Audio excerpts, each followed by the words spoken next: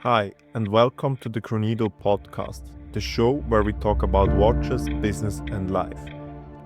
In today's episode, I'm joined by Giovanni, co founder of EveryWatch. EveryWatch has over 400,000 users per month and brings together data from millions of watches across marketplaces, dealers, and auction houses around the world. Now, before we start, I recommend you to try everywatch.com yourself. It will make this conversation even more interesting for you. Let's get started. I would like to start with my first question. If you had to pitch EveryWatch to a watch lover who never heard of it, what would you say? How did you survive collecting watches until now? No, I'm just kidding. I would say that every watch helps you in a number of ways in your collecting journey. So, finding watches, finding good deals and watches out there, it's hard. There's thousands of sites, there's marketplaces, there's watches on Instagram, they're all over the place. And every watch is kind of that auctions, of course. Every watch is that platform that brings everything together in one place. So not only we help you finding what's available in the market and the best deals, but also everything that's sold, especially at auction, with actually what somebody paid for those watches. So our statistics that guide users in making informed decisions in judging what's a good deal, what's not a good deal, is based on actual sales prices. So on one side, you can use it to do the research that you need before buying. And then once you're ready, you can use it to find the best deal. Okay. How do you get these actual sales data instead of the listed prices? So regarding the secondary market, so the dealer data and the marketplace data, we don't really know the sales prices. Okay. We just know, okay, this watch was listed for 100 days and the last listed price. We know the price history. So if the price changed over time and if it was discounted or raised in price. And then when it was when it was removed from the market, what was the last seen price? And we have an algorithm that checks whether the watch gets re-added to the marketplace, so we don't count it as a sale in that case. But with the auctions, actually, what you get is the actual sales price. While there's less activity and less, so auctions are, are less than 1/10 of the size of the secondary market as a whole. So there's less volume. There's more important watches that transact there usually, but really everything, all the spectrum of watches. But that even though there's less volume, the value of each data point is much bigger because you know what exactly somebody paid for that watch. So while you don't have a daily fluctuation like you get from the average prices in the secondary market, you get sporadic data points, which would be a few months apart, but they help you understand what somebody is willing to pay for that watch. Mm-hmm. And as a user, do I have to pay for that service or for these data points? So what's really behind paywall is everything that's available in the market. So you have access to some of the sales. We also keep what we call the secondary market archive, which is pretty much everything that gets transacted by dealers or by in the marketplaces stays on our platform. So the goal is really we have all the auction sales for the past 35 years. We have the marketplace archive for the past 4 to 5 years, and everything that's available in the market. So really, if you're looking for a rare watch and there's none in the market, you will be able to find one that transacted. So to get an idea of what the price might be, you know, so the goal is really to have a data point that can help anyone in any situation. So we have also created that for the secondary market, right, to help our users. You also know if the watch has been sitting in the market for a very long time. Oh, that's interesting. for that price, which gives you negotiation leverage, of course. Do they use that service for special watches, more rare watches, or is it also for the common watches, for example, a Rolex Submariner? from the year 2020? Our users are paying users are pretty much on the very high end of, and they're real important watch collectors for the most part. So mostly important watches, but under a certain threshold of value, you have access to the data anyways. And there's different memberships. So there's a entry-level membership. There's a free membership that gives you access to some of the data, especially on the low value.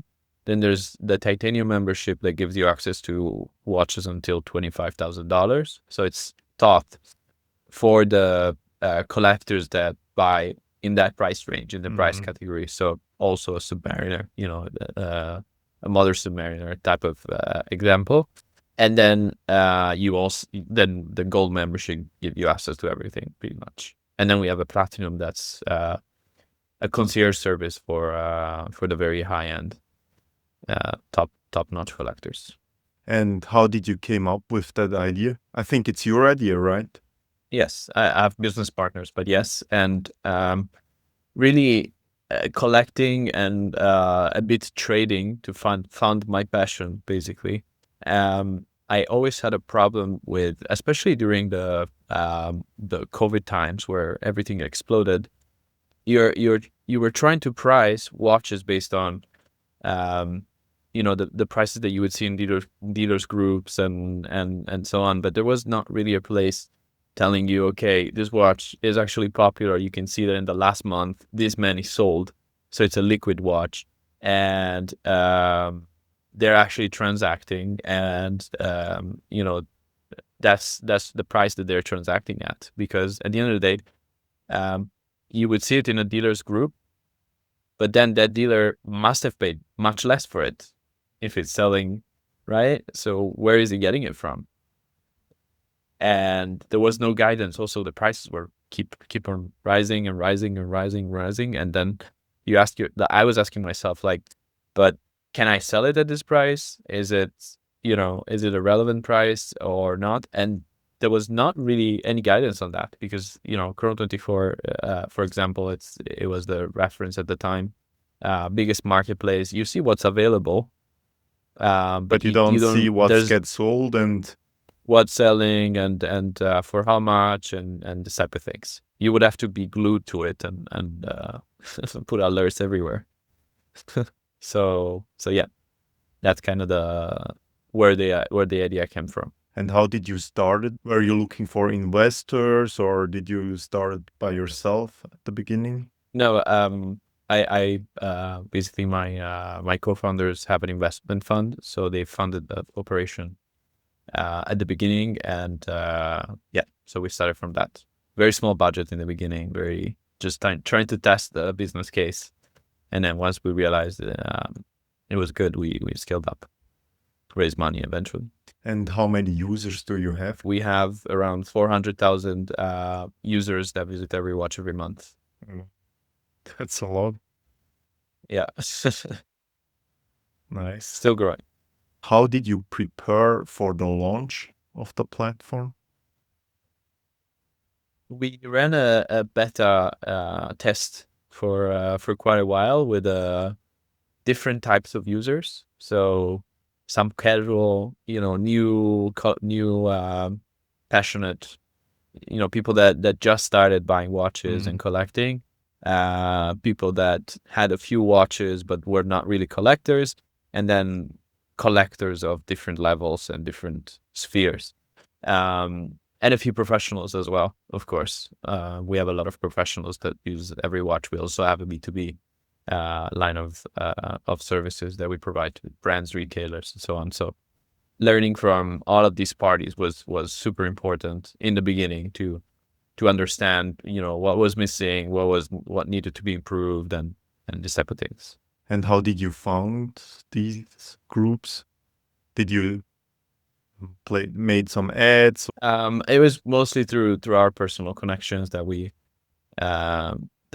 invited people. Then Shabi Nouri at the time was the chairwoman of the company. She helped us reach critical audience, and then Alex Friedman as well in the beginning helped us. Well, he's still helping us, but as a consultant, as an advisor to the board. So also helped with contacts and adding users at the very beginning. And when you launched the whole platform, did you made some ads or? We used the PR, regular PR through a PR company. So we had platforms like Houdinki and Monochrome and the New York Times write about EveryWatch and the launch, and that brought us quite some traffic. That actually, funny enough, crashed the website for a very short period of time. These things happen. So yeah, that's how we approach the launch, and then we try to incentivize users to share and bring other people to the platform to give them benefits. So a referral program. And at what time did you launch the platform? We launched at Dubai Watch Week 2 years ago. What kind of things did change since then? In terms of the product? Yes, in terms of the product and the organization. Well, I would say that in terms of organization, we more than doubled in size the team. So that's for one. In terms of product, we've added so many new features. We've ramped up our marketing department. But in terms of features, we have added image recognition. We developed our own in-house AI image recognition. How does that work? What's the benefit for the user? Basically, you can take a picture of any watch or every watch, no pun intended, or upload a picture that you have on your phone. And basically, the software scans our whole database of over 6 million watches, and it gives you the results that's most similar to your watch.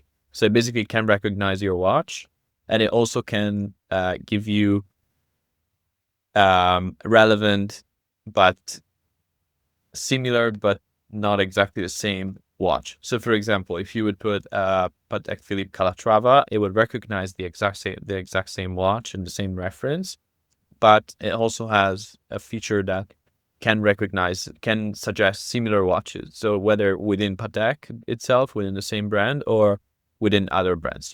I'm mentioning the Calatrava because in the 50s and the 60s and the 70s, a lot of watch brands were making that type of watch, and they all looked very similar. So Longines, Vacheron, Jaeger LeCoultre, you have many different ones.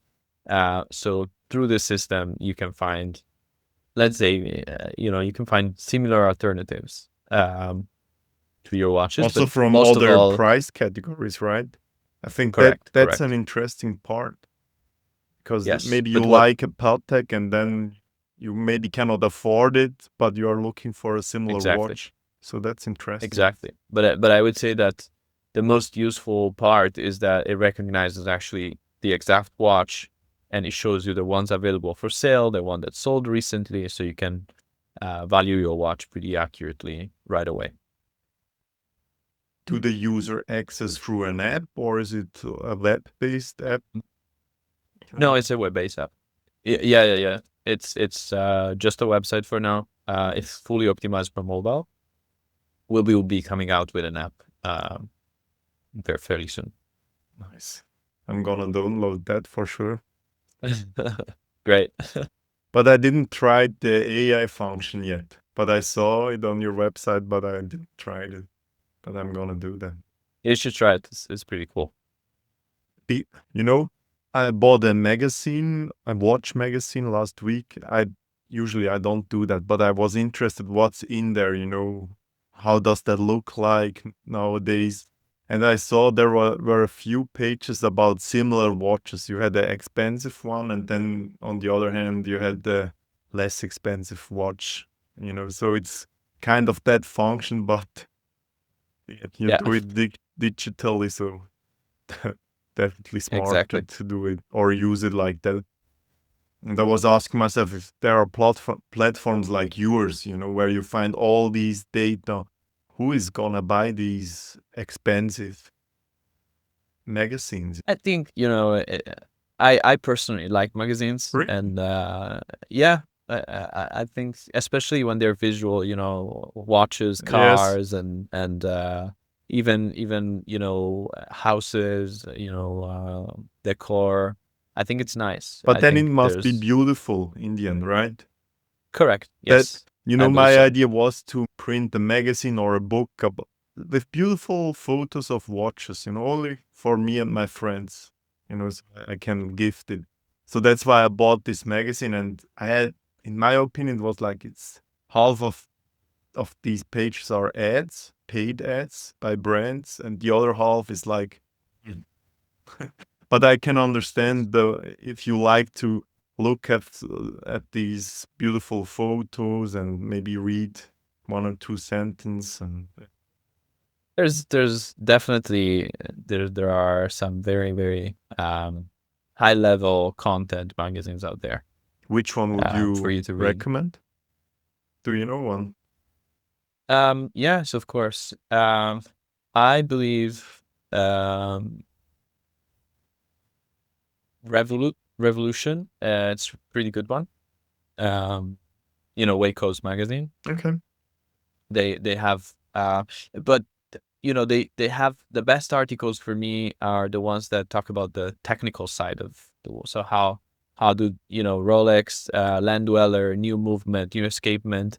If you want to understand how does that work from a technical point and to understand the innovation, I think they do a really really great job Mm-hmm. at doing that. So I like their magazine. um Hodinky does a yearly book that's very nice. Europa Star, I don't uh, know that. which is actually the oldest watch magazine from Geneva. Yeah, it's a very very good one. I've contributed to it actually as well. Um, and Revolution. And yeah, I these are the ones that come to mind Thank you. right away. I will You're have a welcome. look at it. Quick 15-second ad. Hi, I'm Ken from the Chronedo podcast. I want to let you know that you can join our community, the Chronedo Circle, for exclusive giveaways, behind the scenes, and key takeaways from every episode. Sign up for free at chronedo.com/community. What I'm also interested is, what makes your platform or your data different from other platforms? I saw there are some competitors, I think, like watch Yeah. analytics and things like the watch charts. So um, first of all is the scope of data. So we are currently aggregated about 1,100 watch dealers and marketplaces from all over the world. And that's really unmatched. So no one, gets even close to that number and the width of data. And it's also on the auction house side, we almost have 500 auction houses and 35 years of results. So we are uniquely positioned to give you, to put it very simply, to prepare a chart that for some vintage watches shows you the performance and the price trend over the past 35 plus years. Um, that's for one. And the second thing is actually how we synthesize data and how we remap the data, which means I'll get a little bit technical. Let me know No, if the that's interesting. example if the example makes sense. Let's say you have another Mark Piguet Royal Oak, the reference 15500 or 15510, the current one, right? You have the steel one, which is 15510 ST. You have it in multiple dial colors, which has even a longer reference number that then ends with .01, .02, .03, etc., which is the variance of dials. Then you, for a period, you have the 50th anniversary, which look identical from a picture. Just the back of the watch, the rotor has 50th, and the ending of the reference is a little bit different. So it's like 05, but you have 03 is I'm making this up. I don't remember by heart, but like let's say 03 is the blue one and 05 is the blue one 50th anniversary.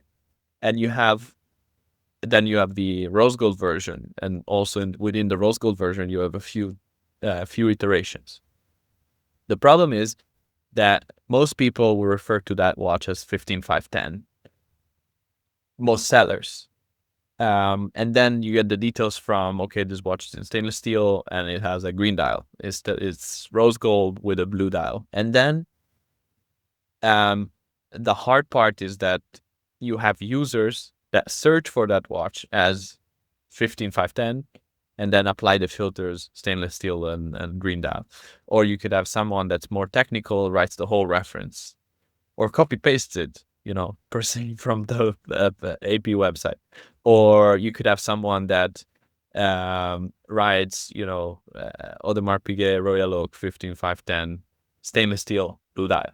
So we have to have a smart system that knows that this 15510 stainless steel blue dial, the anniversary one is this reference, the non-anniversary is this reference, and so on. And we get thousands of these watches all the time. And we've built an AI algorithm that looks both at the image and the text and the semantics of the watch and can basically, and knows which reference Yes. it actually is. And so when, this allows us, if we give you a statistics based on the 15510 ST, longest reference with the stainless steel blue dial, we are taking into consideration all of them, which may be 2,000. Just making it up. There's 2,000 in the market right now. Our statistics comprise of, nobody's perfect, so let's say 1,900. But competitors might only do the statistic on the ones that actually are labeled with the longest reference because they're not able to make the link between, Yeah, that's the hard the part. short reference and exactly. I think it's not in the end, it's you collect these data, but then you have to do something with this data and Correct. So handle in it order to correctly. have, in order to have statistical relevance and more solid and more robust data, it's not only the size of the data, but it's also, it is the size of the data, but it's at the granular level. And then with vintage watches, it's even more complicated because you have to you have a lot of variants. And then if you look at expensive watches like a Patek Philippe reference 2499 that sells for millions of dollars, you have 4 series: the first series, the second series, and the reference doesn't change. So and they're, all of them are, let's say, yellow gold with a white dial. And then what does it change? It's the pushers and it's the configuration of the dial. And then you have to teach all of the system to an AI that then can say, okay, this is the first series, this is the second series, this is the third series, and so on. And sometimes with Rolex, the collecting Rolex is very particular. Then you have red writings more, and you have with the Paul Newmans, some say Rolex Oyster chronograph, and some say Rolex chronograph Oyster. So the order, And one you is RCO and differentiate one between ROC. those. Yeah, via image we can. Yes. Or via text. Again, we look at both. So we've built a That's smart amazing. AI system that can look at this. But there's a lot of work into training this model, basically, across, you mentioned, all brands and all models. And Amazing. But I think yeah, you continuing training that machine, right? it's a never ending work. Yeah. As new watches come out, Then and you're so yes, it's always it's always in training. okay. Where do you see EveryWatch in 3 to 5 years? That's an amazing question. I think it's going to be a much more inclusive service, and we're going to have much more collector tools. And we're really putting a lot of effort into building those out and bringing them to the public. So we're looking to make collecting easy, whether you want to buy a watch, whether you want to sell a watch, whether you're not buying and selling, but you have a collection, you want to monitor the value of that, or you're why looking to not? trade a watch. Why not integrate all marketplaces and act as a secure platform, where you find secure, authentic watches. That's a whole different beast. Okay. I would say, right? Because you have to train on recognizing what's real, what's not real. Yeah, It's that's not hard. easy. That's hard. Yeah. Yes, And absolutely not easy. what about selling insurance? Um, Potentially one of the things that would benefit our users. Yes, Because absolutely. one guest I had here was from Watch Certificate. Do you know them from France? Yeah. They also absolutely know that. integrated an insurance. So I think for them, it makes definitely sense. You scan the watch and you can buy an insurance for your watch. I think that's Yeah. kind It's of a definitely service that helps the collector. absolutely. So we're working on that direction, whether it is straps, Oh, insurance, nice. service, all of the things that are involved in watch collecting, and that are a pain for collectors today, or they are hard to do. But the first thing that we want to solve is actually helping users sell their watch, because that's the most painful item in the list right now. So I don't know if you've experienced it, but it's very easy to buy a watch. You just have to hand in the cash and take your watch. But selling a watch from a private standpoint, it's not easy, As a right? private Like, individual, it's harder, I think. exactly. And if you want to get real value for your watch, where do you go? You're lost as a collector. Like, you always talk to the same dealer and whatever, and then you lose X%. Or do you shop around, which is all very time, which takes a lot of time, and everybody asks you, time consuming, and everybody asks you for different pictures, and maybe you offer it to a guy that has already 5 of them in stock, so it's not willing to pay what the watch would be worth, not because he is trying to scam you, but because he has 5 in stock, so he doesn't need another one, right? So there's a whole bunch of factors that, or how do auctions, for example.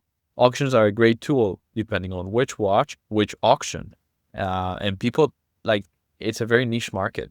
Not a lot of people interact with the auctions. Actually, the best deals are found at auction if you're talking about buying. But also certain watches need to be sold at auction because that's where they do best. And different auction houses are specialized in different things and have different clients for specific niches. So we're going to help people, we're going to make this process seamless for people that want to sell their watch and maybe are looking to buy another one. Also trades, right? That's where dealers make the most margin today when you trade a watch. But the example is, if you're trying to sell a vintage Cartier and you want to buy a modern Rolex, just a stark example, right? But you're tired of that, and the guy that's selling the modern Rolex, maybe specialized in modern Rolex, doesn't know anything about the Cartier. So he's gonna try to buy it for what he thinks is cash value if he wants to sell it to another dealer, right? Right away, and get his money back. But if you sell it to a vintage Cartier expert that has clients ready to pay top money for those type of watches, the user will get, the most benefit. The owner of the watch will get the most benefit, and then can go as a cash buyer to buy his Rolex and negotiate a better deal and not lose too much on the Cartier. That's And smart, so yeah. we're The watch thinking goes about directly how to to solve. the seller who is going to find also the best buyer for it, for that vintage Correct. Cartier. It doesn't need to go Correct. first So to the Rolex seller and then to the Cartier seller. It goes directly to the Cartier seller. yeah, because That would at be the end of smart. the day, the Rolex seller is not very happy to receive the Yeah. vintage Cartier because he He's doesn't know happy to much sell about it. his watch, maybe. He probably needs to seek advice from a colleague that knows about that watch, and he's maybe going to try to sell it before he takes it in to see if there's a market and how much are people willing to pay for, and then he gives you a quote based on that small circle that he has, or small or big, whatever it may be, right? But it's not a scientific project that a process that has a foundation. So I believe that we're trying to bring a solution to this, to make it seamless. And even if you simply want to sell it to it, you just have a watch, you want to sell it, that you don't need to go and shop around to a million people. You just or to many dealers. If you want to transact safely and with a dealer that's been in business for quite a long time, and that's reliable, we'll just help you find the best match for your watch. Perfect. So That sounds good. When you are looking back, what was the hardest part of building EveryWatch so far? And maybe also, how did you get through it? that's a really, really good question. I would say that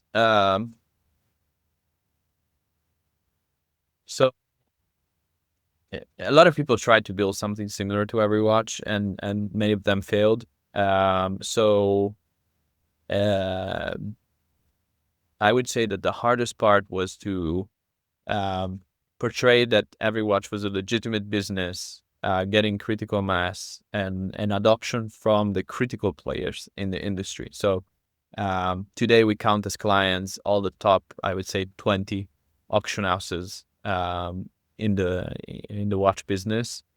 They all use EveryWatch. Most of their specialists worldwide.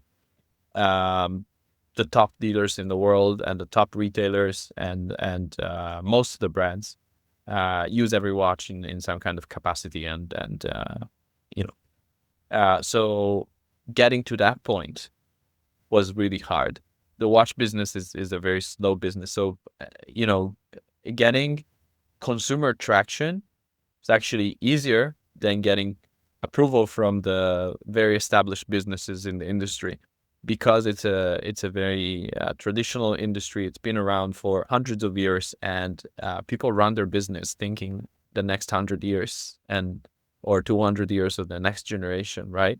So it's not easy to come as a innovative solution, new player, and get to work with these businesses, because it needs a certain level of reassurances and so that part, I think, was the hardest time. Yeah, that takes time. I think the watch certificate has the same, or had the same problem, as I understood.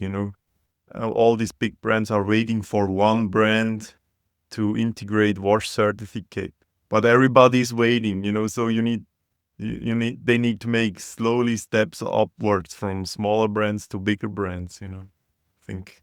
Yeah, absolutely. It is like that. And then sometimes you happen to us. We signed with one of the top brands, and then you have conversation with some of the smaller brands, and they tell you, well, I'm not that top brand. I have different needs, and so it's a never-ending cycle. Yeah, just your product has to be great at the end of the day. One That's way the or most another, you'll win customers. Definitely. Okay. Do we have something else, something important for the audience? They should go to everywatch.com and sign up. Definitely. That's the most important thing. I would say that also we're publishing. I don't know when this podcast will come out, but late January we're publishing the 2025 secondary market report that looks at the industry, how it played out, who were the winners of the year, what worked, what didn't work, and it's quite an interesting one. So I would encourage the listeners to go ahead and check it out. Is it a PDF or is it on the website, or how do they get it? It's a PDF. It's a PDF that you can view and download on the website. So just need to sign up for free in order to do that. So thank you very much, Giovanni. Thank you, Ken. It was a pleasure talking to you. It's been a pleasure. Thank you for listening. Don't forget to join our community the Chronedo Circle. Sign up for free at chronedo.com/community. In the Chronedo Circle, you'll get exclusive giveaways, limited promotions from my podcast guests, and access to community chats where you can connect with other entrepreneurs and watch enthusiasts.